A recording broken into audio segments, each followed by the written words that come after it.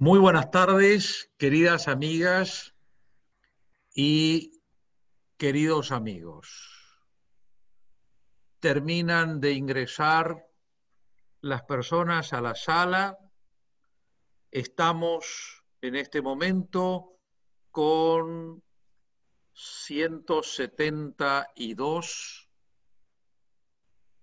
asistentes y sigue creciendo el número, 173, y sigue creciendo el número, que es realmente una notable asistencia que me lleva a felicitar a los dos expositores que tendremos hoy, la doctora Isabel González Nieves y el doctor Rubén Donsis, a quien lo estoy viendo allí en este momento.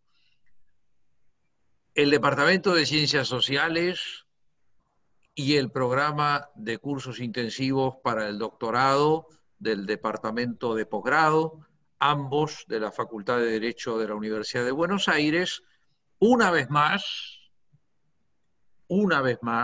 tienen el honor, la alegría, la satisfacción enorme de hospedar un evento organizado por el equipo de investigación que dirige la profesora Isabel González Nieves con la excelente compañía del doctor Rubén Donsis, a quienes ya va a presentar la maestra de ceremonias de este evento, que es nuestra queridísima docente de la Facultad de Derecho de la Universidad de Buenos Aires y destacada alumna del programa de cursos para el doctorado, Melina María Sol González.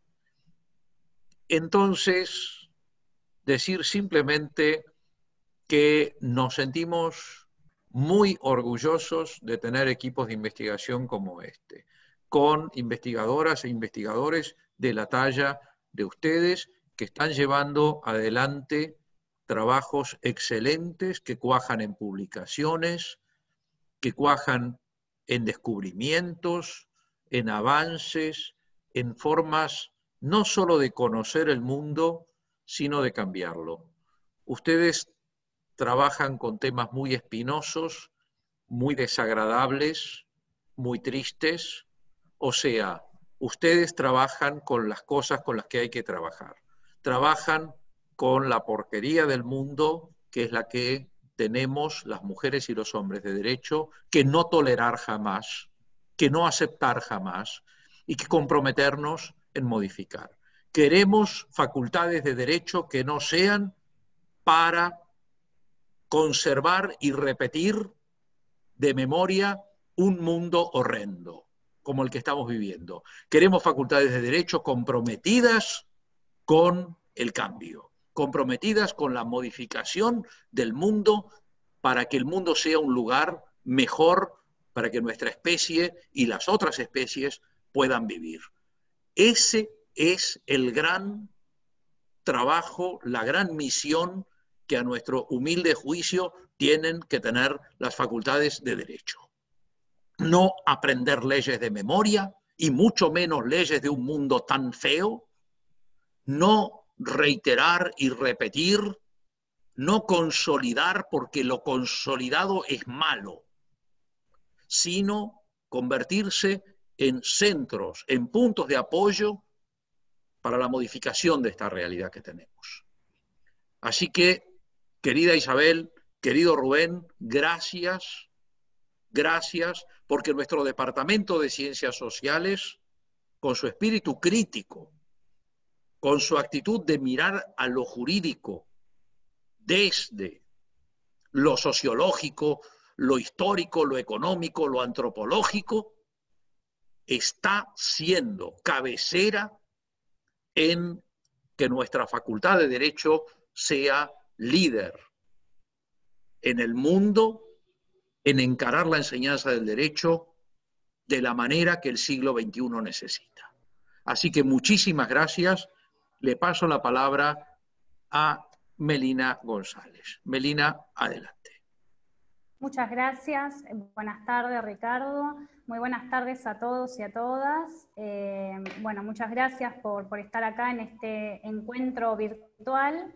Y bueno, bienvenidos también, como dijo el doctor Ricardo Rabinovich, a este encuentro organizado por el Departamento de Ciencias Sociales y el Departamento de Posgrado de la Universidad de Buenos Aires. Y bueno, tenemos temas súper interesantes, actuales, que habla del narcotráfico y la trata, temas que indudablemente influyen en nuestra sociedad y bueno, me imagino que también a nivel económico, eso que lo hablen los expertos, que son los expositores que tenemos hoy. Y quiero agregar que este encuentro está auspiciado por la Asociación Civil de Estudios sobre Crimen Organizado y por la Sociedad Argentina de Sociología Jurídica. Perdón. Este proyecto se hizo en el marco del DECIT, que está, les pido perdón, autorizado por la investigación de la Facultad de Buenos Aires. Perdón, ¿se me escucha entrecortado? No, se te Porque escucha perfectamente. Se te escucha perfectamente, pero si seguís pidiendo perdón vas a aparecer en el confesionario. No, es que me escucho eco con el intento. Estoy escuchando mi eco. Ahí. Ah, ok. Ahí estamos. Ahora sí. Bueno, este encuentro se hace en el marco del DECID, cuyo nombre es Economías Enfermas y Territorios Sociales, Narcocriminalidad, y bueno, el interrogante es si son eficientes y eficaces los instrumentos jurídicos para revertirlas. Un análisis socioeconómico y sociojurídico. La directora es la doctora Isabel González Nieves, el codirector es Rubén Donsis, y bueno, cuando quieran les doy la palabra. Va a comenzar el doctor Rubén Donsis. Él es expresidente de la Sociedad Argentina de Sociología Jurídica y además es docente de nuestra Facultad de Derecho. Cuando quiera le doy la palabra. Gracias, Melina. Buenas tardes a todos. Muchas gracias al Departamento de Posgrado, al Departamento de Ciencias Sociales, principalmente aquí en la figura presente del doctor Ricardo Rabinovich, un querido amigo. Y ahí además estoy viendo a queridos amigos a través de la pantalla, en esta situación tan excepcional que nos ha dado la pandemia, poder mantenernos comunicados y poder darle continuidad a la relación de enseñaje, es decir, de enseñanza y aprendizaje. La verdad que es todo un privilegio.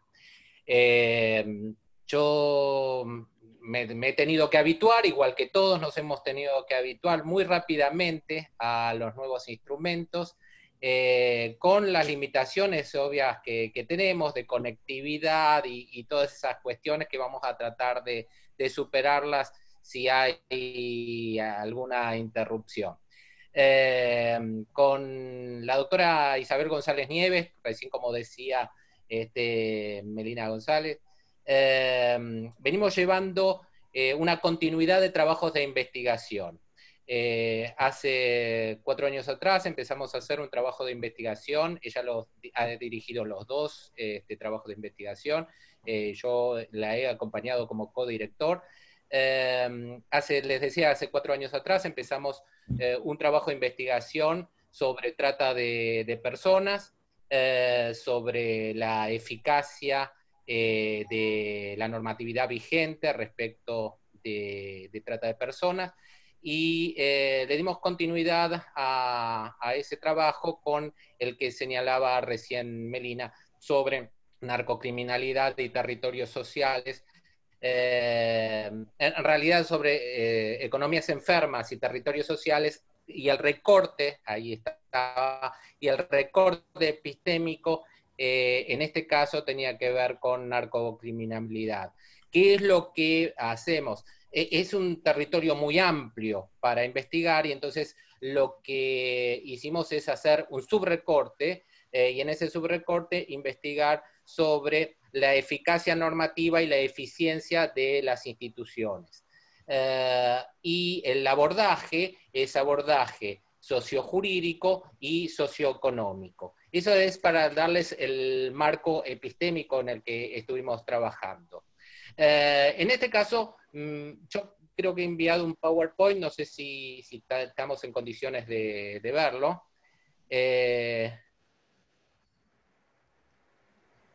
A ver. Está proyectado, Rubén. Bien, bueno, yo les decía, nosotros hemos trabajado en esta investigación con un criterio. Este tipo de temáticas es muy amplia y nos teníamos que abocar a recortes que pudieran ser aprehensibles desde donde nosotros estábamos trabajando. Entonces, de tal medida lo que nos vimos compelidos es a ver de dónde podíamos hacer los abordajes. En mi caso, el abordaje sociojurídico, le pido que vayamos a la próxima pantalla, a la próxima diapositiva. Lo que empezamos a trabajar es diversos criterios.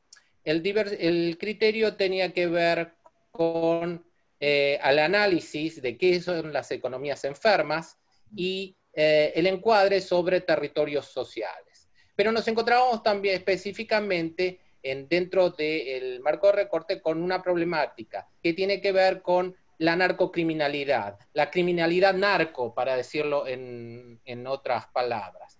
¿Qué involucra la criminalidad narco?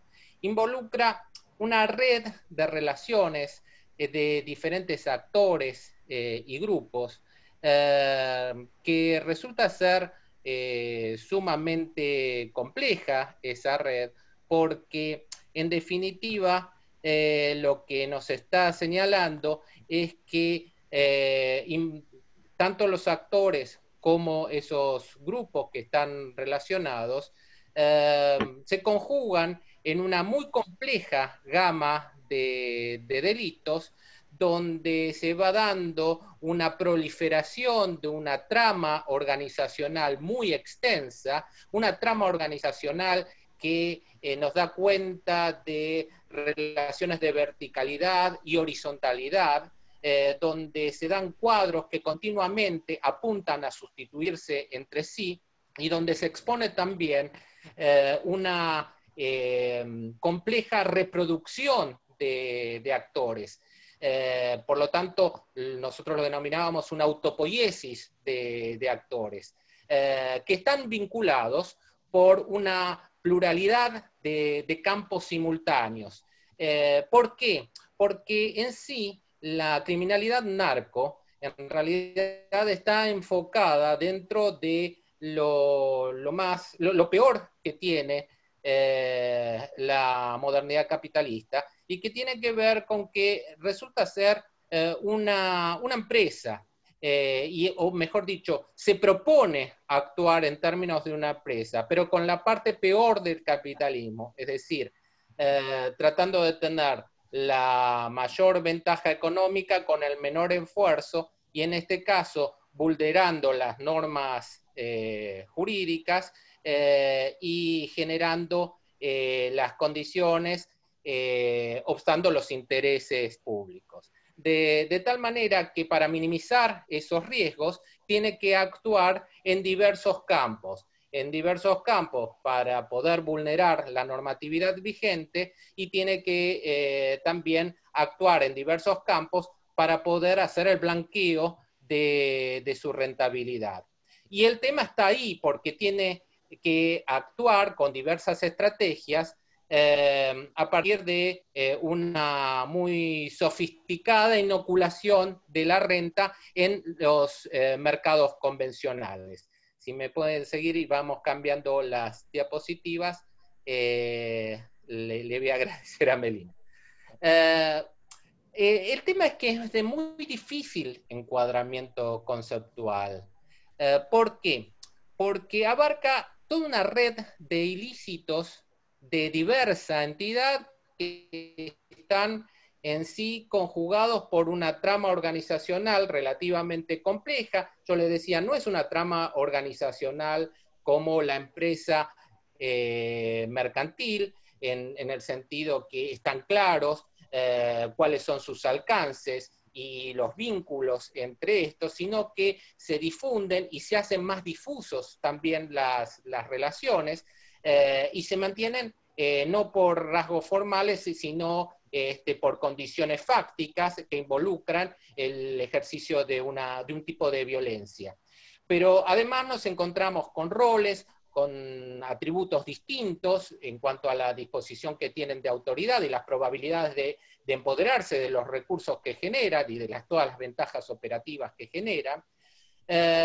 Y en el caso de la criminalidad narco nos encontramos con un tipo de capital neurálgico que es la producción, la circulación, el aprovisionamiento y el suministro de sustancias, el capital sobre el que giran todos sus intereses y donde pretenden siempre mantener su prevalencia, excluyendo a otras organizaciones que pretenden tener el mismo alcance. Y todo esto, obviamente, con una finalidad que es el fin de lucro.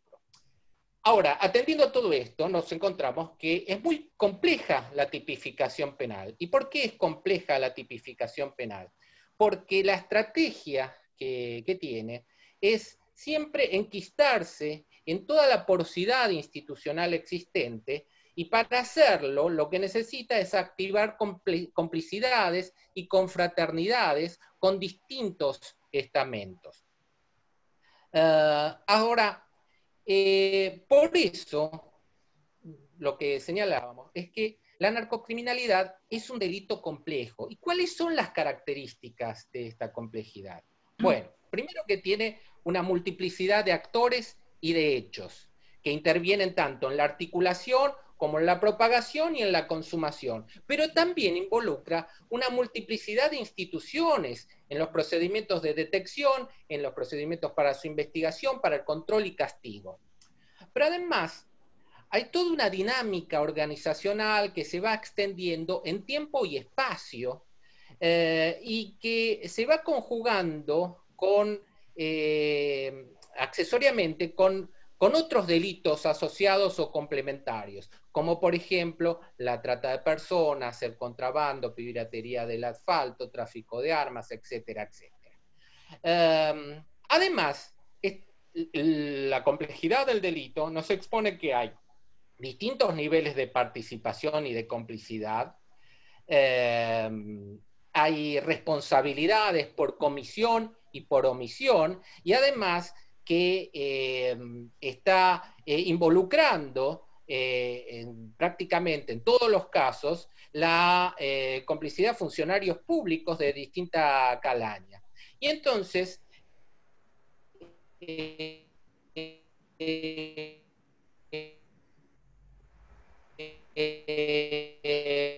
lo que expone es un tipo de actividades delictivas encuadrados dentro de un espíritu de lucro, pero un espíritu de lucro muy particular porque está destinado a mimetizarse con los modos y los valores de interacción convencional. Ahora, ¿por qué la narcocriminalidad desde el encuadre de la territorialidad? Y desde el abordaje sociojurídico. La narcocriminalidad exige territorialidad geográfica, ¿no? Ahora bien, el concepto de territorialidad no es territorio. El territorio es un marco geográfico, un área, pero la territorialidad lo que implica es control. Y justamente la narcocriminalidad lo que exige continuamente es tener control. Control, en principio, sobre determinadas geografías. Ahora, las geografías no son contiguas ni son continuas. La continuidad a veces de esas geografías son en red y de hecho tiene que ver con el control simultáneo que exige tener sobre distintas geografías, pero además el control que tiene que tener sobre distintos campos en simultáneo, donde se propone intervenir para mejorar sus condiciones de acción y también para minimizar los riesgos de su detención o de exclusión. Y es justamente en el territorio donde se resignifican todas esas relaciones de poder, porque en definitiva, como abarca una pluralidad de relaciones sociales, el desarrollo del accionar narco se da en tiempo y espacio, y el tiempo-espacio involucra tanto los contextos geográficos, geográficos que son transversalizados por historias propias, que son transversalizados por relaciones propias y que son transversalizados por formas comunicacionales propias. Y entonces, lo que requiere es tener control de esos espacios territoriales geográficos y de todas las territorialidades sociales de influencia, es decir, todos los campos donde se dan relaciones sociales que pueden arbitrar de alguna manera modalidades de su interés para su mejor rentabilidad y consecución de sus fines. Pero a la vez, lo que se está dando en los últimos años es la territorialización de la red informática. ¿Por qué? La territorialización implica tener control y lo que se difunde sus intereses también a través del control en la web de ciertas plataformas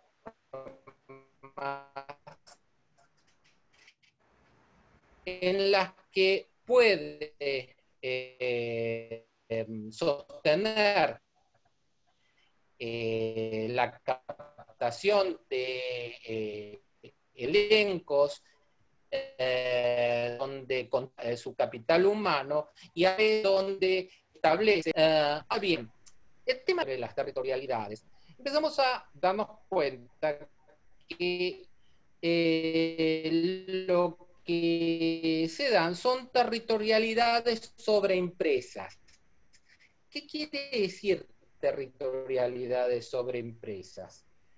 Sí, esto significa que la territorialidad como control también exige de estas organizaciones poder establecer una relación compartida e incluso en algunos casos pasar inadvertida. En algunas situaciones hasta se dan condiciones, organizaciones, incluso con organizaciones. Esa territorialidad sobre empresa se exponen tipos relacionales que también hacen muy compleja la detección de los delitos por los cuales realizan sus fines.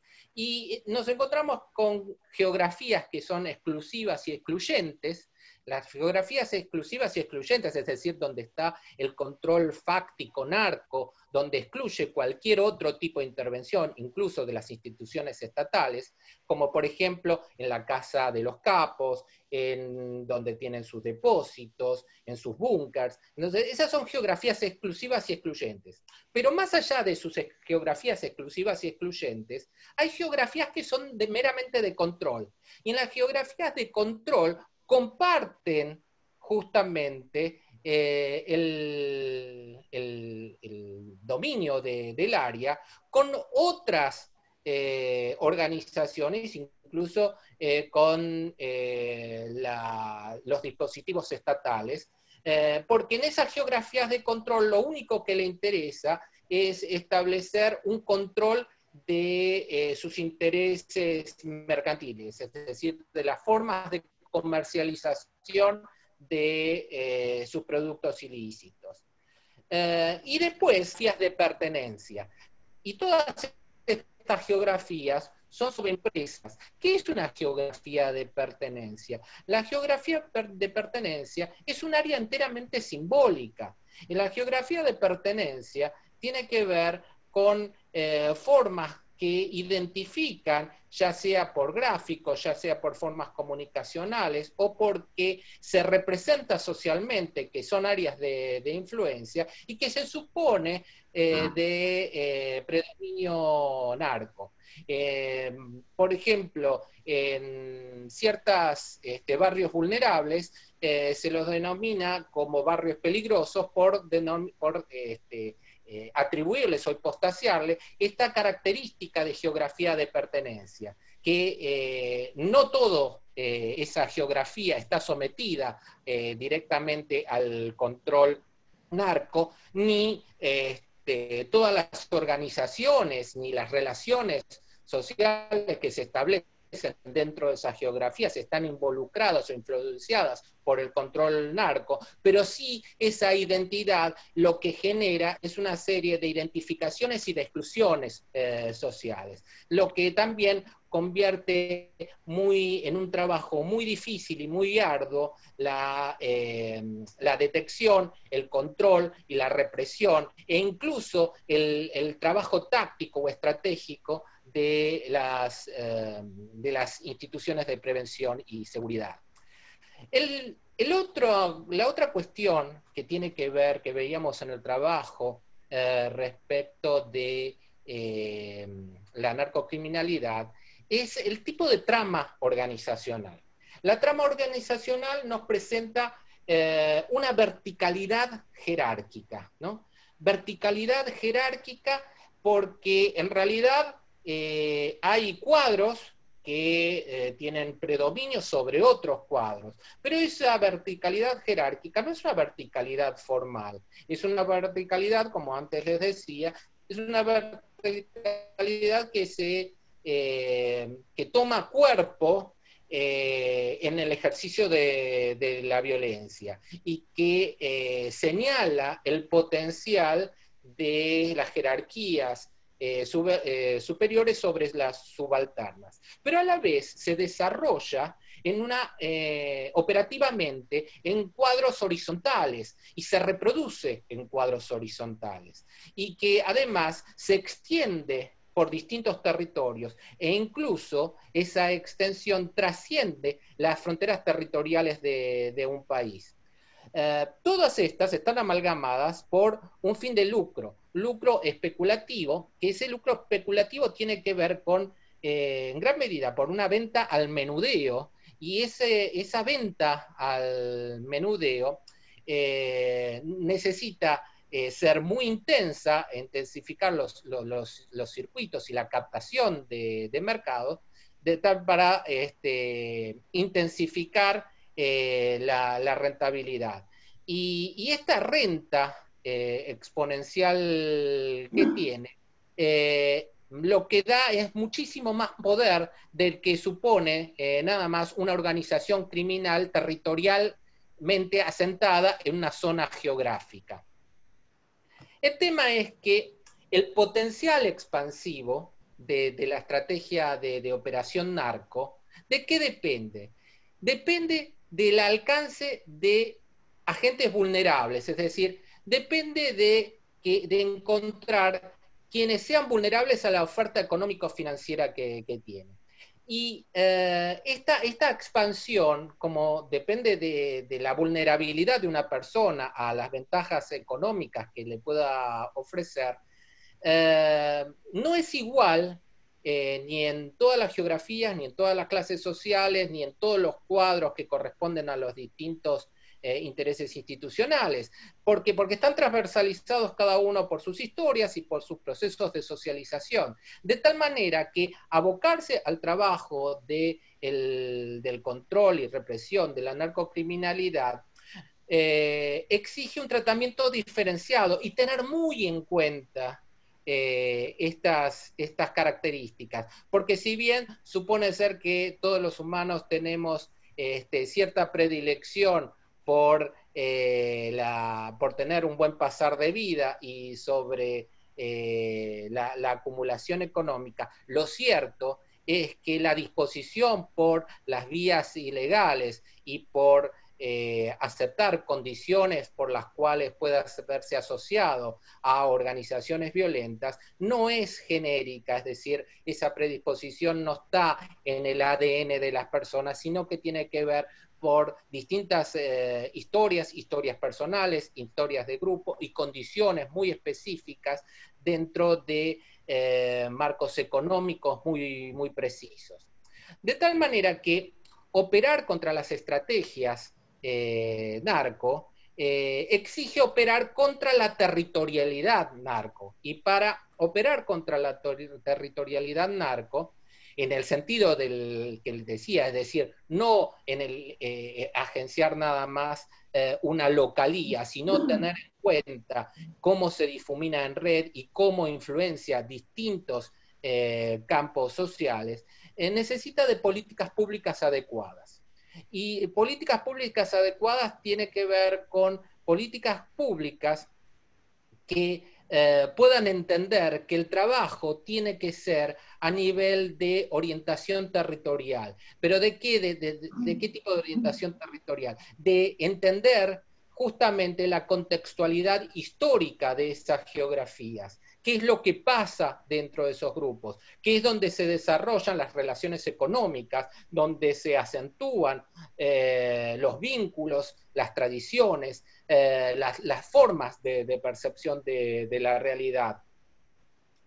Pero además se necesita la capacitación de cuadros operativos. ¿Por qué? Porque en definitiva no, de ninguna manera puede sostenerse una operatividad sobre las estrategias narco, marcándose nada más con referencias de políticas públicas comparadas o con estrategias de disuasión y de ejecución comparadas, porque por ahí no coinciden las realidades de esas geografías sociales con las de otros países.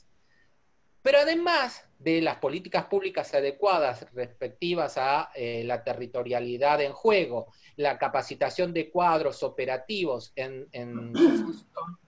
se requiere el control de toda la gestión institucional, porque justamente la vulnerabilidad económica lo que reclama es que haya continuas auditorías sobre la gestión.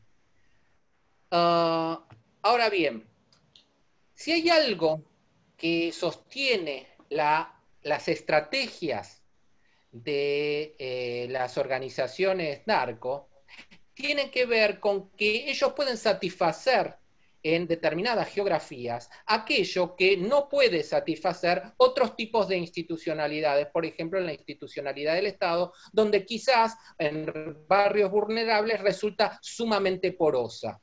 ¿Y cómo puede dar satisfacción a estas expectativas o estas necesidades? ¿Y por qué es más eficaz en proveer a esas necesidades insatisfechas? Porque lo hace a partir de escalas de reclutamiento y a través de micro y macro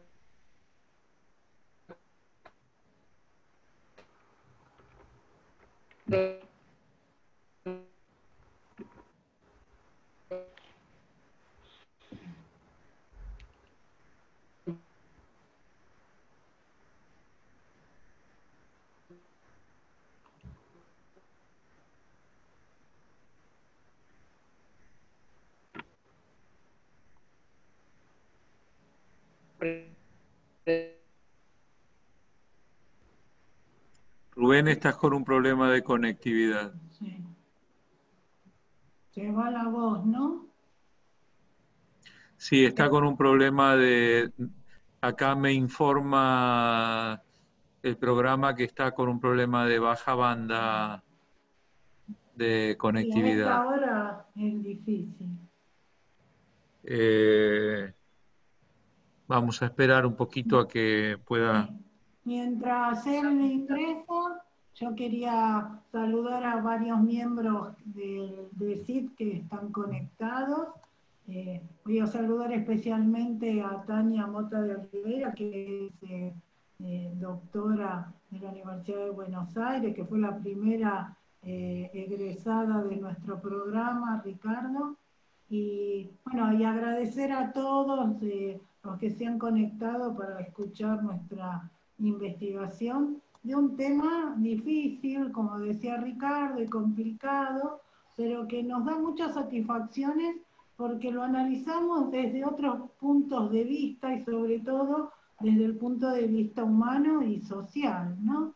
¿Por qué se dan este tipo de situaciones y por qué es tan difícil luchar contra estos delitos complejos, que son delitos coligados, porque no solo es el narcotráfico y la trata, sino también el tráfico de niños, todo lo que hace al lavado de dinero y a muchas otras situaciones y delitos que van tomando, como decía Rubén, estos territorios sociales, estos problemas de pobreza, que bueno, cuando yo ya de mi conferencia... A ver, Rubén, Sí, ¿estás? sí, yo estoy, ¿me están Bien, escuchando? Sí, sí, señor, todo bien. No sé Qué hasta bien. dónde me escucharon, porque este tema de la baja banda no sé hasta dónde. Hasta la diapositiva que estábamos proyectando, Rubén, hasta Bien, acá bien. llegaste. Bueno, entonces continúo desde ahí. Yo les decía acerca de las escalas de reclutamiento. Principalmente tiene que ver con contingentes medianamente jóvenes a través del reclutamiento de lo que vamos después, ahora les voy a charlar, que tiene que ver con los soldaditos. Y en menor medida con sicarios. Tengamos en cuenta que en gran parte de nuestra investigación tiene que ver con una lectura de nuestra realidad. Ahora bien, yo les quería comentar que qué es lo que pasa. En la Argentina estamos transitando la cuarta generación de excluidos sociales. Y este no es un dato menor, es un dato oprobioso para nuestra sociedad.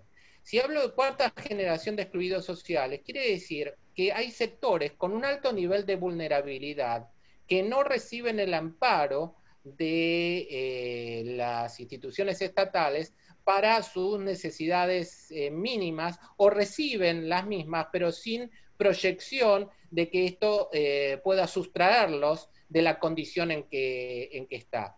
De tal manera, lo que vamos registrando es que hay geografías que son coexistenciales con la criminalidad. Y este es un dato muy grande, pero no es un dato, no es el tema del prejuicio en cuanto que los barrios pobres son barrios criminales. Penosamente es un dato de la realidad y de datos estadísticos que en los barrios más vulnerables coexisten con una criminalidad consuetudinaria. Y entonces lo que nos empezamos a ver es que hay una progresión intergeneracional de la pobreza en convivencia con distintos alcances de criminalidad. Y este no es un dato menor para las formas como se desarrolla la criminalidad narco. ¿Qué es lo que vimos específicamente? Perdón, doctor. Sí. Quedan 5 minutos. Bien, Por el problema de conectividad extendimos un poquito. Voy acelerando un poco más esto. Que tiene que ver con las características de reclutamiento de los soldaditos. En los soldaditos nosotros nos encontramos con familias que son históricamente transversalizadas por la reclusión penitenciaria, ¿no? Y entonces, ¿qué es lo que pasa? Lo único que lo que han visto es tienen todo un entorno de experiencias y valores, una comunicación que los instiga continuamente a entender que la última alternativa de su subsistencia es un tipo de cultura familiar que ya está acreditada. ¿Y qué quiere decir? ¿Cuál es esa cultura familiar? La cultura penitenciaria donde hay padres, madres, abuelos, abuelas, tíos, que están han sido comprendidos por la institucionalidad penal y por lo tanto, todas sus expectativas están impuestas por las carencias que tienen. Y en las carencias, porque no tienen recursos, porque no tienen, porque están a expensas de fuerzas que son complejas, y entonces lo que siente es que está jugado, y como está jugado, el que está jugado, lo que le pasa es que encontrar la salida por las vías ilícitas no es una decisión graciosa. En definitiva, reclutarse a una organización narco no es una opción, es el resultado de faltas de opciones. Y entonces ese también es un dato que es necesario tener en cuenta y que abruma el rastro de la criminalidad. Por el otro lado, también tenemos que tener en cuenta que el progreso exponencial que tiene la renta narco siempre va a depender de que se reproduzcan condiciones de vulnerabilidad en territorios geográficos y sociales.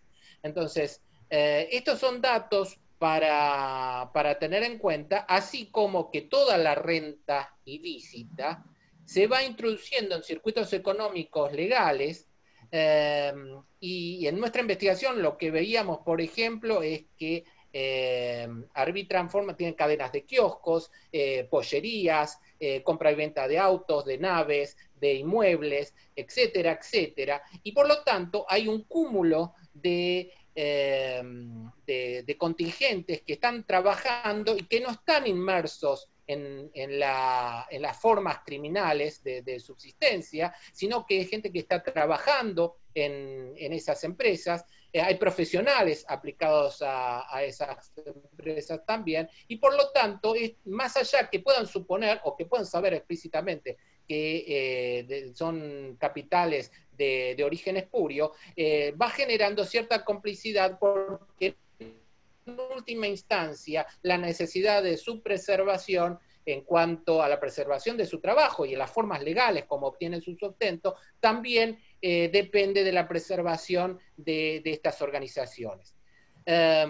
Ahora bien, no me voy por unos segundos para no extenderme en esto. Me interesa decirles que los delitos complejos lo que caracteriza es que van sosteniéndose a través de distintas formas delictivas asociadas, y una de las formas delictivas asociadas es la trata. La trata de personas, que tiene que ver con el trabajo de investigación previo, la trata no es un problema. La trata de personas es un crimen. Y esto sí tiene que quedar en claro, porque el problema es la ineficacia del marco institucional para neutralizar los condicionamientos que hacen a la reproducción de la trata. Y esos condicionamientos tienen que ver con la limitación o inexistencia de recursos materiales, financieros o humanos para hacer eficaces las normas. Porque es un delito complejo también la trata. También tiene multiplicidad de actores, hechos, que intervienen en la facilitación y en la consumación, pero también de instituciones que son múltiples para su detección y castigo. Hay una dinámica organizacional, de la misma manera que la que recién hablamos, que se extiende en tiempo y espacio, y puede ser eficaz la trata con el accesorio de otros delitos asociados. Por eso estábamos viendo la continuidad de uno y otro de los que venía enumerándoles. Entonces, ¿cómo se neutraliza la relevancia de la trata? Y se neutraliza con instancias de banalización convencional de todos los reportes o la invisibilización formal de los registros. Esto es un rasgo que empezamos a ver muy preocupadamente cuando trabajábamos en la investigación.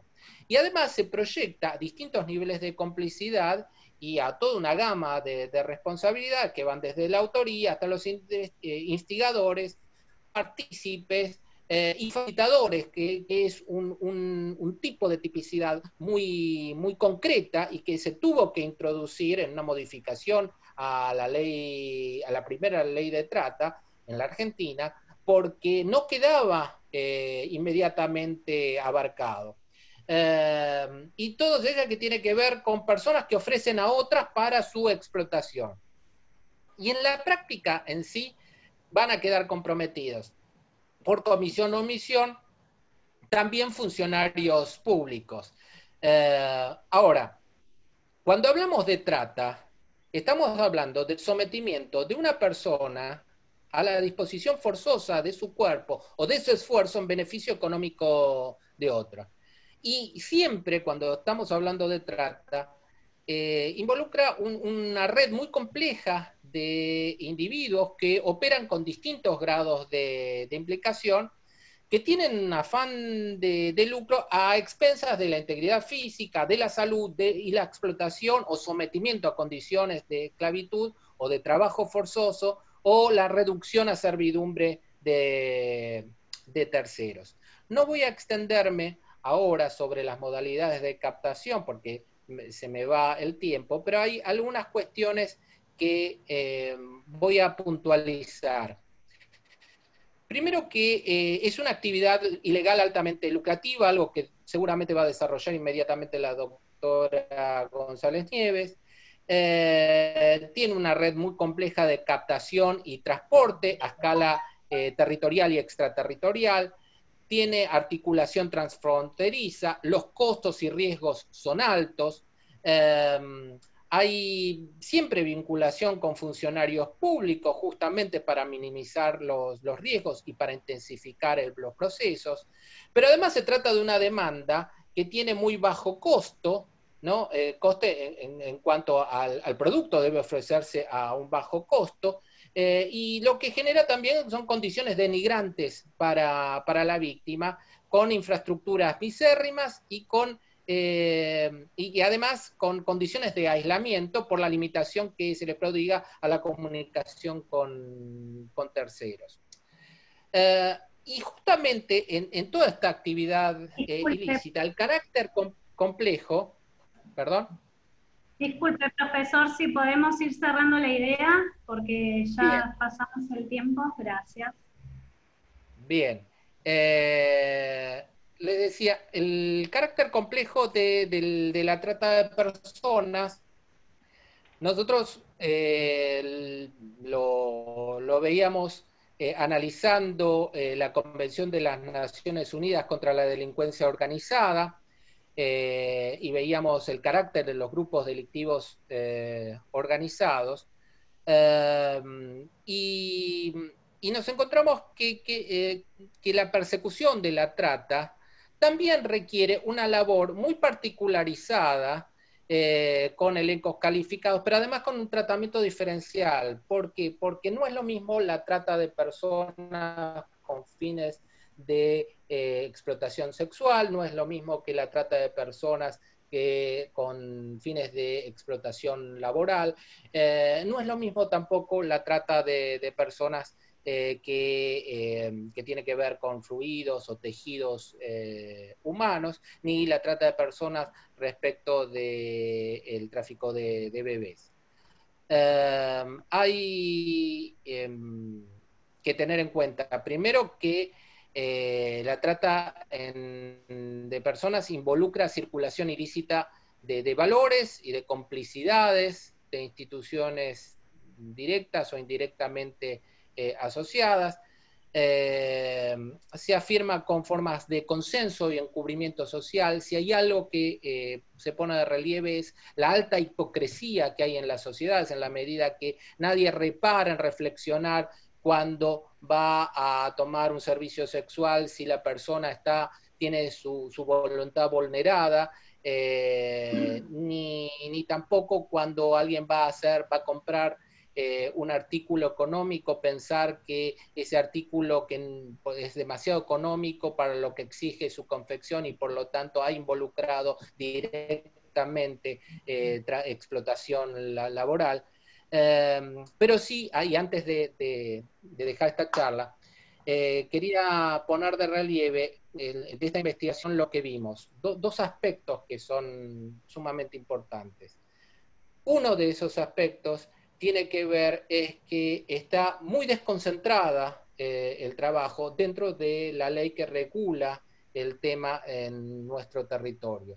¿Por qué? Porque hay muchas dependencias oficiales que tienen atribuciones sobre la trata de personas, de tal manera que involucra en cuanto a la atribución de presupuestos, hay más presupuesto para la cobertura de los cargos que están involucrados que el presupuesto que también exige la ley de trata debe destinarse para las personas rescatadas y para acompañar a las personas rescatadas a restablecerse en condiciones de ecuanimidad en su vida, para obtener condiciones más justas de subsistencia y sustraerse de esa violencia.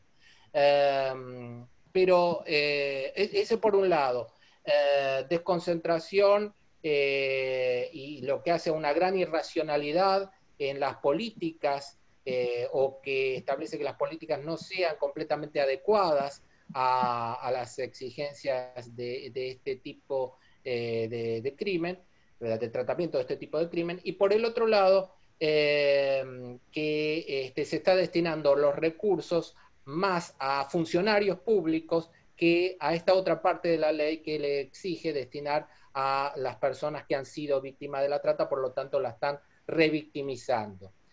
Y por el otro lado, un tema que es importante ver, a diferencia, es que en nuestro país, por ejemplo, no es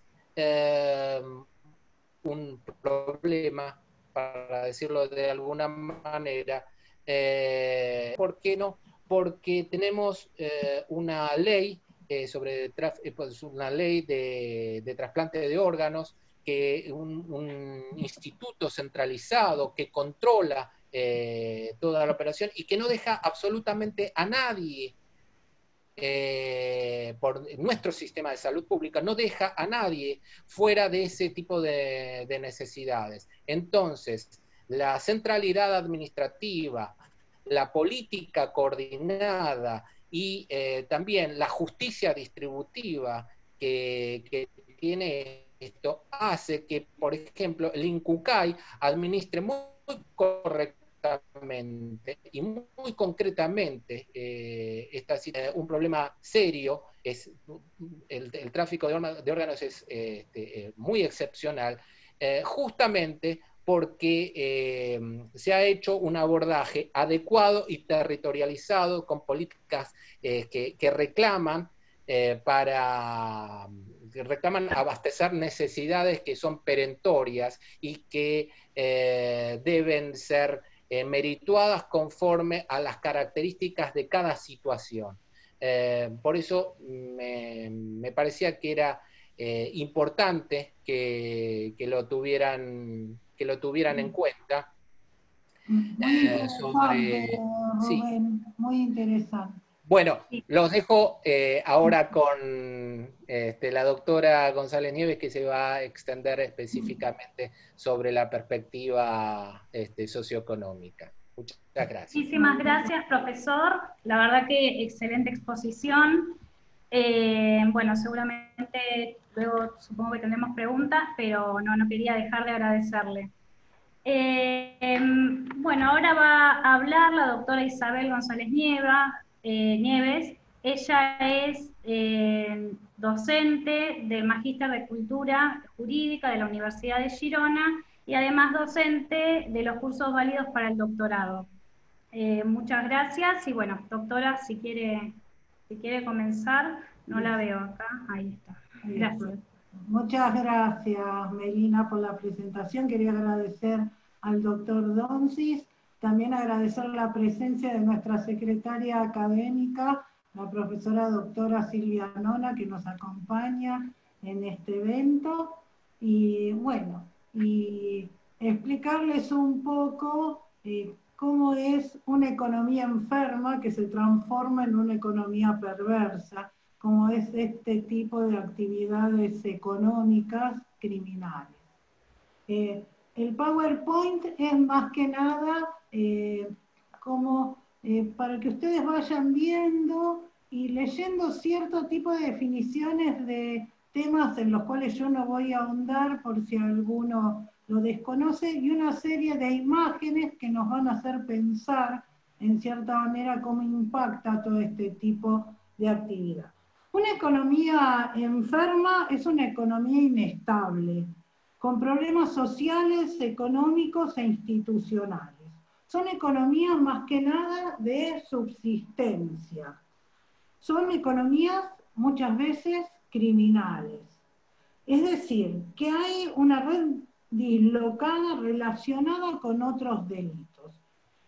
Podemos decir que son redes mundiales muchas veces y que son sectores conectados con empoderamiento de contingentes vulnerables. Es por eso que conforman muchas veces este tipo de organizaciones criminales lo que se llama un cártel. Por lo general, estas economías enfermas se asientan donde existe pobreza. Definir hoy la pobreza es sumamente complejo. Muchas veces asociamos la pobreza a una línea de ingresos solamente. Pero podemos decir que una economía, digamos, enferma, que tiene estructuras de pobreza, tiene bajas rentas per cápita, hay a veces diversidades étnicas, geográficas, hay dualismos estructurales, es decir, que son economías desestructuradas, juxtapuestas, con imposibilidad de modificar el sistema de pobreza porque se llega ¿a qué? Al círculo vicioso de la pobreza, que es sumamente difícil de evitar.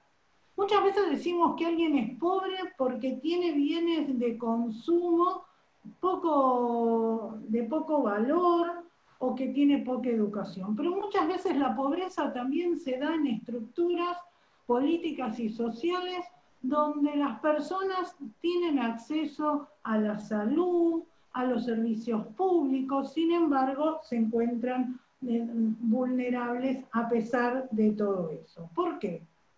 Porque las políticas públicas, por lo general, han sido ineficientes.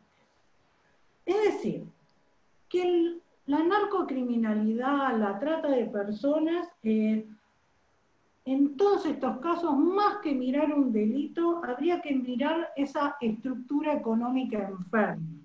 Es decir, ¿qué hacen los políticos? ¿Cuáles son las estructuras administrativas? ¿Y por qué estas estructuras son corrompibles? Es decir, que las políticas públicas muchas veces se van en costos administrativos y en estructuras que no resuelven nada. Podemos decir que los narcotraficantes conforman, como los que llevan adelante la trata de personas, una función empresarial. Es una acción humana que busca mercados de factores de producción, mercados de bienes y de servicios, y buscan ajustarlos. Buscan la innovación, tienen riesgos, asumen altos riesgos, y tienen empresas dirigidas y organizadas de forma muchas veces responsable y eficiente. La empresa narcocriminal rompe las leyes de la economía. Es decir, son monopsonios y son monopolios. ¿Por qué? Porque muchas veces las políticas públicas buscan erradicar primero los cultivos que generan la droga. Y entonces tienen unos éxitos, digamos, relativos, porque ellos manejan mercados inelásticos, mercados monopólicos, mercados monopsónicos. Es lo que se llama el efecto cucaracha. Es decir, los narcotraficantes se van expandiendo de acuerdo a las circunstancias, a donde se sientan más cómodos. Son los que mejor entienden la globalización, mucho más que los bloques económicos legales. Podemos decir que este efecto cucaracha o efecto globo, ¿por qué se dice globo? Porque si apretamos un globo va a aparecer en algún lado, y también se dice efecto cucaracha porque si ponemos un insecticida en una habitación, seguramente las cucarachas se van a ir a otra. Es lo que hacen en cierta manera los narcotraficantes. Muchas veces las políticas públicas hacen de que se erradiquen los cultivos, pero nunca han tenido éxito. ¿Por qué? Porque son ellos los únicos que compran estos cultivos, son los únicos que en circunstancias especiales siempre están ahí y están con los agricultores. No les importa si salen los cultivos, son erradicados, porque al haber menos cultivos tampoco van a modificar el precio, porque ellos manejan siempre un precio de equilibrio. Siempre la droga vale lo mismo, pase lo que pase en cualquiera de los aspectos de la cadena de ¿qué? De producción, de distribución. Es decir, que siempre el consumo se va a mantener estable y a estos cárteles no les afecta para nada los efectos de todos los problemas que se generan en esa cadena o lo que pueden hacer las autoridades, las políticas públicas para correrlos del sistema. Son vendedores dominantes, manejan el mercado e imponen los precios. Son monopolistas porque se comportan muchas veces como las grandes redes de supermercados en cuanto a la comercialización, compra y distribución. Tienen toda la cadena de suministros controlada. Y el impacto de la erradicación lo sufren los agricultores. Porque muchas veces hubo políticas de la Unión Europea que trató de que estas personas cambiaran los cultivos a cultivos legales, pero no tuvo éxito todo esto. ¿Por qué? Porque frente a los cambios de los precios en los mercados legales, siempre tienen un mercado cautivo y una compra cautiva por parte de los narcotraficantes. Por eso estos cárteles son monopolistas y son monopolistas.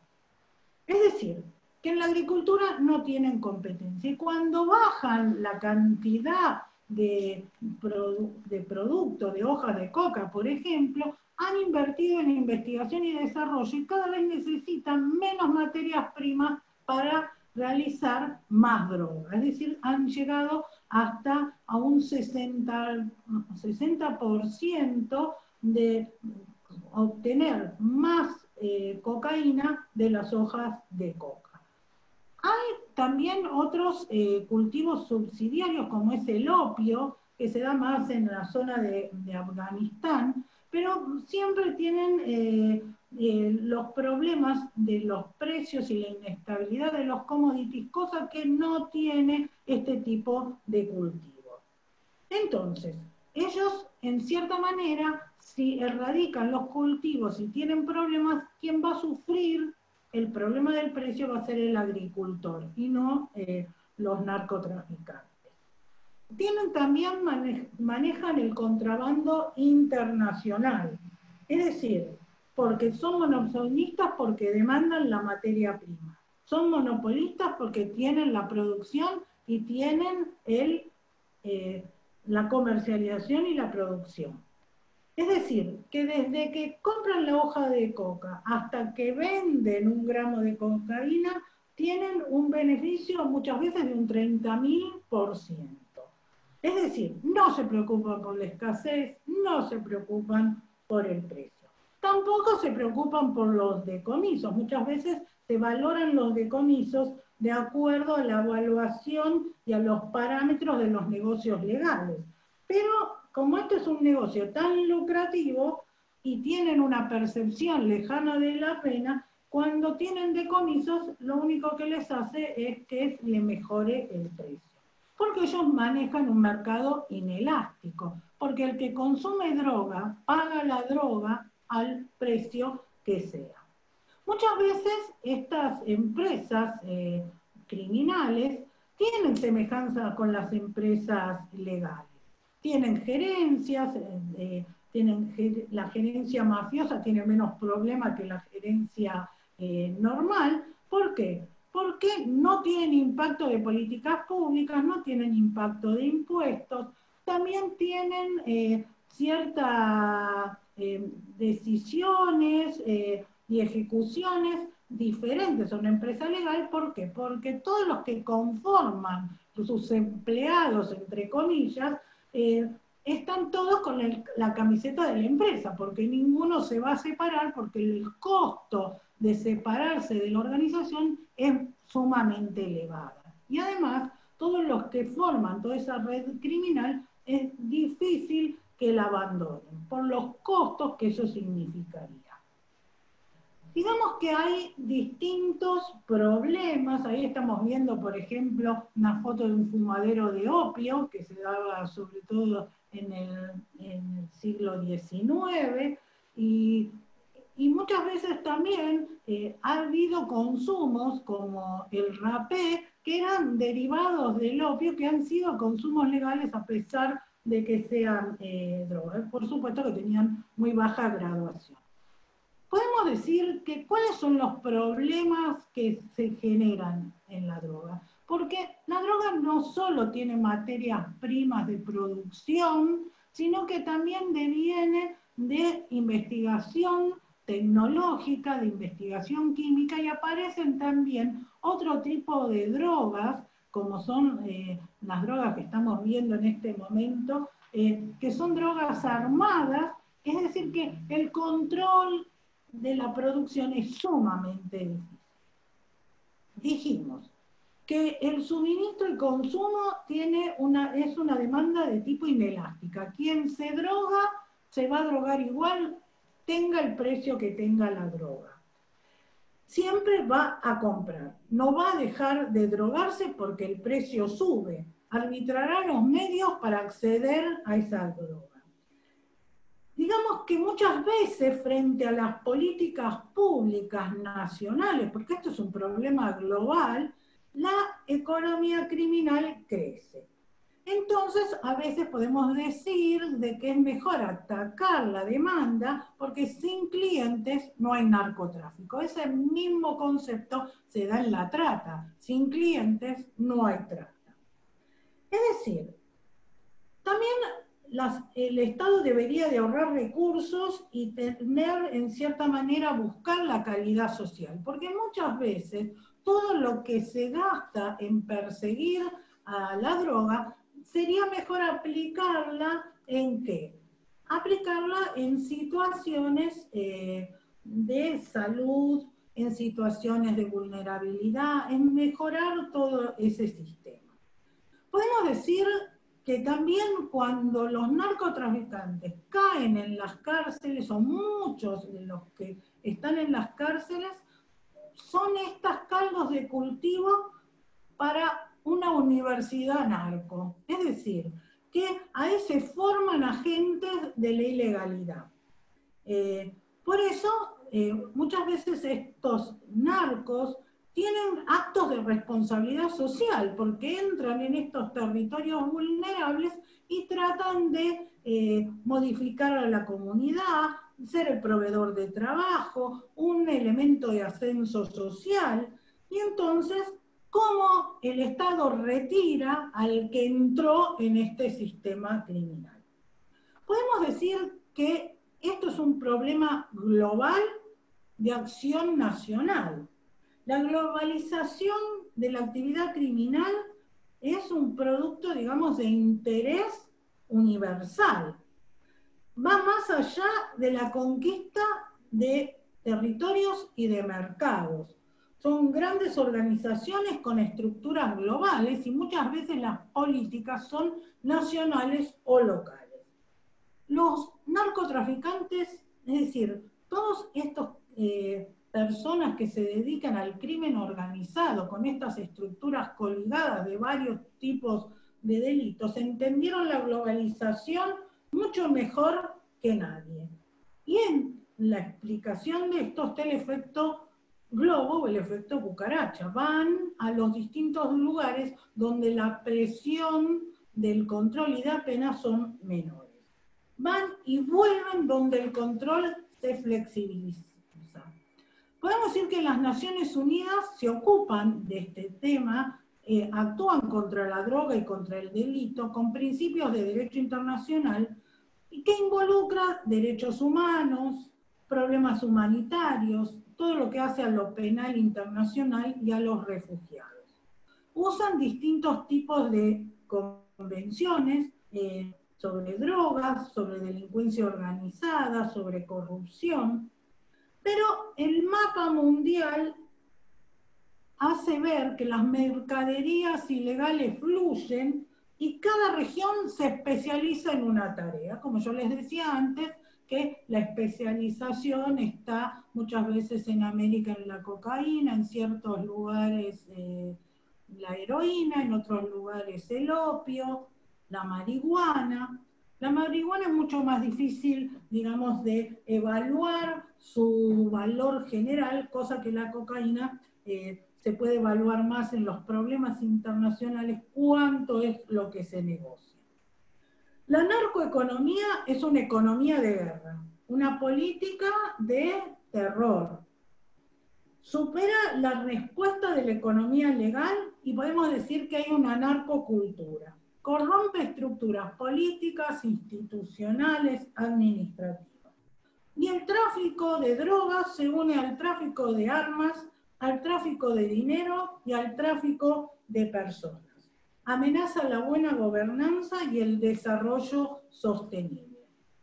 Los consumos en los países desarrollados, podemos decir que hay una tendencia global de países menos desarrollados, que son los proveedores, con los países desarrollados o altamente desarrollados, que son los consumidores. Ha habido políticas de liberalización, por ejemplo en Suiza de la heroína, en Uruguay también, pero el problema de la liberalización es ver cómo el consumidor es responsable o no. Y eso es una política que debe manejar el Estado con grandes controles de estos consumidores. Es decir, es difícil el uso responsable, podemos estar en un mundo libre, regular el uso de la droga y ver qué sucede. En países que han liberalizado el uso de la droga, lo que se ha notado que ha habido una baja del delito. Podemos decir que cuando una persona está bajo alienación es porque tiene una escisión del sujeto y éste va a actuar en forma contraria a su voluntad. En muchos casos podría ser la idea, como dice Hegel, puede ser el hombre, como decía Marx, podría ser en cierta manera el poder, como decía Weber, pero a lo largo de la historia podemos decir que ha habido siempre situaciones de dominación. Podemos decir que el narcotráfico se relaciona con la trata de personas. ¿Por qué? Porque también es una de las estructuras coligadas con el tráfico de drogas, porque necesitan de personal para realizar todo este tipo de actividades. Podemos decir que los explotadores son actores distintos de acuerdo al nivel de explotación que genera. Su participación es para reclutar, controlar y explotar a las personas. Tienen distintas, podemos decir, distintos tipos de modalidades la trata de personas. El reclutamiento, la explotación, la facilitación. Y como dijimos, con el narcotráfico, donde no hay clientes, no hay trata. Podemos decir que los clientes muchas veces son partícipes de este tipo de explotación. Una economía sumergida es una economía que se separa de la actividad formal, es una actividad que muchas veces es ilegal, que infringe la legislación y están unidas en un entramado criminal. La industria criminal tiene beneficios exponenciales al margen de la ley. El delincuente desarrolla su actividad y se encuentra siempre ligado a grupos organizados, por lo que por lo general se los llama red. El crimen organizado cuenta con el apoyo de organizaciones que tienen contactos nacionales e internacionales. Y como manejan bienes mucho más interesantes, corrompen las estructuras de poder. El rol de tratante actúa como un explotador, como un receptor. Podemos decir que este tipo de captación se da con abuso, con falsificación de documentos, con vínculos sobre todo con el trabajo esclavo. Podemos decir que hay una relación entre la trata y el trabajo migrante, ¿no? Los extranjeros dentro del país también sufren este tipo de problemas. ¿Por qué? Porque muchas veces se trasladan para buscar empleo, a veces en trabajos periódicos, le ofrecen una situación de mejoramiento social, por lo cual estas personas caen dentro de estas redes. Muchas veces el trabajo migrante lo usan ¿para qué? Para una movilidad social, y los tratantes aprovechan la vulnerabilidad y la lejanía de estas personas de sus lugares de origen. Digamos que la trata tiene como característica el traslado de las víctimas, y muchas veces hay tratas internacionales y tratas internas. Es decir, dan condiciones de empleo que son sumamente preocupantes. Dentro de la narcocriminalidad, podemos decir que la trata, en estos delitos coligados, se ve mucho en lo que es la minería ilegal, que ahí se da trata y explotación sexual. Digamos que las redes de delincuencia narco y de trata están mucho en lugares como la cuenca amazónica, en la minería ilegal, donde se dan grandes consumos de agua, desplazamientos de poblaciones, daños ecológicos severos, y se dan situaciones de impunidad y grandes productividades y ganancias. Lo que se dieron cuenta los narcotraficantes es que con todos los controles de dinero, que era mejor dedicarse o lavar sus actividades a través de la minería y a través del oro, de las joyas. Por eso muchas veces en los decomisos aparecen no solo dinero en efectivo, porque en alguna manera tienen que blanquear todo ese dinero en efectivo. Digamos que en estas estructuras mineras hay tráfico de armas, tráfico de drogas, trata de personas, trata de menores y sobre todo lavado de dinero. Digamos que la droga muchas veces es moneda de cambio y son organizaciones que compran voluntades, y la trata es una parte de esta cadena. Se conforman así en una economía perversa. ¿Por qué? Porque ingresan en el ámbito familiar vulnerable. Cada vez hay más mujeres en cárceles por este tipo de situaciones. Y estos círculos de reclutamiento se dan en las zonas andinas, en el Amazonas, y donde se produce todo este tipo de situaciones con gran cantidad de personas que trabajan en estos ámbitos, y que muchas veces la trata de personas de explotación sexual es lo recreativo dentro de estas estructuras. Digamos que muchas veces este tipo de situaciones rediseñan espacios geográficos. Nosotros decimos no al narcotráfico, no a la trata. Son situaciones que vulneran la dignidad de las personas, y nuestra investigación nos ha llevado a ver que a veces hay una dicotomía entre la sociedad vulnerable, que trata de salir o de tener una economía a través de este tipo de actividades, y aquellos sectores de alto poder adquisitivo que son los que adquieren este tipo de productos. Bueno, muchas gracias y espero que les haya sido informativo. Muchísimas gracias, doctora. La verdad que súper interesante, aparte con temas que están en boga y tan delicados como es la trata, ¿no? y el narcotráfico. Muchísimas gracias también, profesor Rubén Donsis, por las exposiciones, la verdad que excelente. Si te parece, bueno, yo también los quiero felicitar a ambos, porque he aprendido muchísimo realmente, y la verdad los quiero felicitar por el abordaje que han hecho de este tema que incluye ambos temas, por la manera tan pedagógica y tan clara como lo han desarrollado, por lo completo que ha sido este pantallazo que nos han dado en tan poco tiempo. Y creo que realmente las 170, 180 personas que hemos estado asistiendo, más las personas que verán luego este evento cuando lo coloquemos en YouTube, van a realmente sacar mucho provecho del mismo. Han llovido prácticamente los comentarios positivos en el chat por parte del público, y creo que muy merecidamente.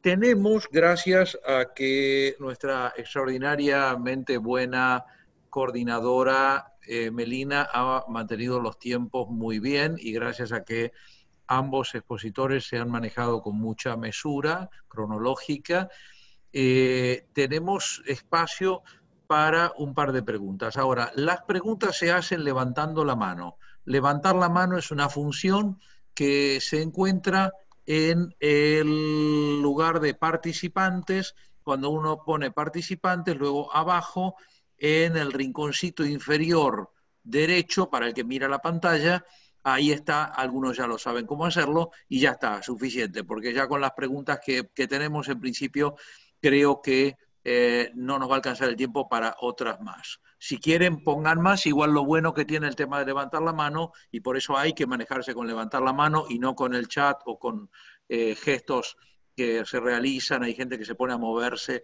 como si le hubiera tomado un ataque de demencia súbita o cosas así, y no sirve, porque el levantado de mano permite un orden cronológico preciso para que nadie se le conceda la palabra antes que una persona que la pidió con prioridad. Pido por favor a quienes van a hacer sus preguntas que las mismas sean breves, y pido por favor a los dos expositores, cuando nos respondan, lo propio. Andrea Bulnes Mesina, tienes palabra, puedes recuperar micrófono, te escuchamos entonces. Muchas gracias, profesor. Buenas noches a todos. A cualquiera de los dos doctores, excelentísimas la explicación. Quería saber si ustedes han investigado o se puede saber en cuanto a los lobbies, al lobby que tiene el narcocrimen. Y también si es que hay algún tipo de informe que ustedes conozcan, si se puede llegar a saber cuál es la cantidad, qué porcentaje del PBI mundial que tienen estos crímenes, estas empresas, digamos, ilegales y demasiado dañinas, y si también se podría saber un porcentaje, aunque sea intuitivo, de cuánta gente de trata, que es víctima, ¿no?, de la trata, y si se lo puede diferenciar del narcocrimen. Perdón lo específicas que sean las preguntas, obviamente que sé que son datos que tal vez no estén. Sí, si me permitís, Rubén, bueno, hay cosas que nosotros nos fuimos diciendo para no hacer tan larga la exposición, pero podemos decir que la droga tiene casi un 10% del PBI mundial, ¿no? Una de las expresiones. Y podemos decir que muchas veces lleva entre el 20 y el 25% de los ingresos de los cultivadores, por ejemplo, en lo que hace a la agricultura ilegal, y las Naciones Unidas dicen que, por ejemplo, se calcula que las ventas al por menor en los Estados Unidos representan 34.000 millones de dólares de un mercado mundial de 85.000 millones de dólares. Es decir, que lo que mueven es exponencial. Por eso es tan difícil manejarlo. ¿Por qué? Porque quien maneja esos grados de ganancias difícilmente vea que la pena le puede llegar, tiene una percepción lejana, digamos, de la pena. Entonces, están cómodos. Permíteme agregar algo que tiene que ver con cómo se distribuye la renta, porque en definitiva los márgenes mayores de ganancia los tienen los quienes capitanean o quienes tienen el control de estas organizaciones, y los márgenes inferiores los tienen los productores. Pero en términos numéricos, son muchos miles los productores que además viven en condiciones paupérrimas, y son muy poquitos quienes están en control de estas organizaciones y viven en alguna manera. Así que este es un dato en cuanto a cómo se distribuye esa renta ilegal. En lo que respecta a... No es una actividad... Primero que nuestra investigación se concentra en ambas, en ver eficacia normativa y eficiencia institucional. Y entonces tenemos que hacer recortes para ser más precisos. El tema es, si no, es inabarcable en realidad. Y además no contamos con presupuestos para la investigación para realizar un estudio de tal magnitud. Más allá de eso, lo que tiene que ver con los lobbies es un tipo de actividad que también es muy difícil registro. En nuestro país, por ejemplo, no está legitimada la actividad del cabildeo, ¿no? Como en otros países, como en Estados Unidos. Entonces, parece que eso queda en el cono de sombra. Y en todo caso, no podemos mensurarlo, pero sí lo podemos presumir, ¿no? Y eso pasa por trabajo donde tenemos que actuar con intervariables, es decir, empezar a ver otras variables que inciden sobre esto. No me quiero extender más en esto para terminar de redondear el tema. Gracias. Había una persona que había levantado la mano en segundo lugar y por un error le he bajado la mano. Si esa persona puede volver a levantar la mano y esa persona, porque me acuerdo más o menos quién era, pero esa persona, no otras personas. Pues si puede volver a levantar... ¿Cómo? ¿Diórgeres de Asís puede ser? ¿Diórgeres de Asís No, puede ser? no, me parece que no. Deja que la persona que sepa que era debe saber quién es. Porque creo que no, porque creo que era una mujer y Diórgeres no es una mujer. Pero era Tania, ahí está, ahora sí, era Tania. Ya me parecía que era Tania, pero no estaba seguro. Tania, te corresponde entonces el espacio. Te pido, por favor, brevedad en la pregunta. Gracias. Adelante, por favor, Tania, te escuchamos. Sí, para un gusto. Gracias a todos. Doctor Rubens, yo me preocupé cuando hiciste que para sanar un poco el problema del narco, tenemos que tener políticas públicas adecuadas. Entonces, te pregunto, a mí me parece que América Latina, Brasil, Argentina, tenemos un lucro absurdo de marihuanas, de crack, las cracolandias. Entonces, perdón, se me interrumpió el audio, no pude escuchar. Bueno, vamos, otra vez. Sí. Yo escuché que tú dijiste que para sanar una de las posiciones es que tenemos que tener políticas públicas adecuadas. Te pregunto, a mí me parece que el tráfico, etcétera, en países de América Latina como Brasil y Argentina, el lucro mayor a través del populismo, de la pobreza, son las marihuanas, los crack de las cracolandia. Entonces, los bancos, por supuesto, están ganando mucha plata y la gente está con hambre.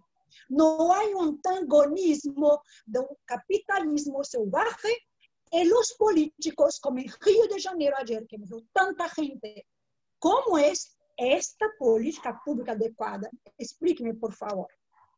Sí, gracias, Tania, porque por ahí no tuve tiempo para explayarme precisamente sobre esto. Tenía que ver con los criterios de territorialidad. Es decir, el tema es que hay un abordaje sobre la temática en el que se utiliza siempre o se hace referencia a políticas comparadas. Y además se pretende la utilización de modelos legales comparados. y nuestra investigación apuntaba justamente hacia la eficacia normativa, y lo que veíamos que es un problema esto de tratar de utilizar políticas comparadas y modelos legales comparados. Pueden ser instrumentos idóneos para análisis, pero no puede reproducirse textualmente una norma, ni los mismos criterios. ¿Por qué? Porque la narcocriminalidad opera, por eso les decía la perspectiva territorial, opera sobre relaciones sociales que se desarrollan en tiempo y espacio, ¿no? Y en ese tiempo y espacio tienen historias, esas relaciones tienen historias, tienen contextualización política, tienen cultura, tienen formas de apreciación de la realidad. Y si bien las estrategias de las organizaciones, en definitiva, como decía Isabel, se desempeñan como una gran empresa sumamente idónea, dinámica y flexible, que comprendió antes que nadie la globalización, lo cierto es que la detección, la neutralización, el control exige políticas y normas que tengan en cuenta las relaciones territoriales que se genera, porque si no, lo que nos encontramos es siempre con un fiasco, ¿no? Hay una característica, por ejemplo, en el tema de narcocriminalidad. La narcocriminalidad se ejerce en red. Por lo tanto, si actúan sobre una organización dentro de una geografía determinada, y lo llevan preso, toman a todos los narcos presos, inmediatamente hay otros elencos en disposición de ocupar ese mismo espacio geográfico y en ocupar también las instancias organizacionales que quedaron vacantes. Ese es uno de los aspectos. Y por el otro aspecto también es que el control de la territorialidad narco se puede ejercer a distancia, se puede ejercer por teléfono desde la cárcel, no necesitan estar ahí. Entonces, no poner leyes genéricas que, por ejemplo, un modelo que pudo haber resultado en Colombia o en México, en la Argentina, por ahí no responde a las mismas realidades. Y por ahí estamos cometiendo un gran error, porque quizás esas elaboraciones normativas corresponden a la historia de esos países y por ahí están impregnadas de condicionamientos acerca de las operaciones narco dentro de la política, que por ahí nosotros no las tenemos. Entonces, me parece que a eso apuntaba. Políticas locales que tengan en cuenta las problemáticas de las geografías, de los territorios geográficos y de los territorios sociales, y políticas y normas adecuadas a esto. A esto me estaba refiriendo cuando apuntaba. No sé si te quedó claro. Sí, Isabel, quería decir. Yo quería decir a lo que Tania llamó lo de Cracolandia, para los que no sepan qué es.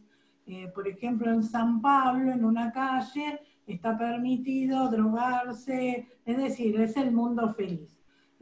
Yo cuando hablé del problema de responsabilidad del Estado y la liberalización del uso de la droga, hay dos maneras de hacerlo: una forma controlada, donde se registran las personas que consumen droga, o una forma liberada, como es lo que se llama Cracolandia, que realmente es terrible y es tristísimo. Yo he estado en esos lugares viendo cómo se movilizan, y uno ve personas jóvenes, personas grandes, niños, que están sometidos a la droga sin ningún tipo de control. Y son situaciones muy, muy graves, por eso, porque es tan difícil controlar este sistema criminal, que lleva a todo ese tipo de situaciones que atacan la dignidad, digamos, de las personas.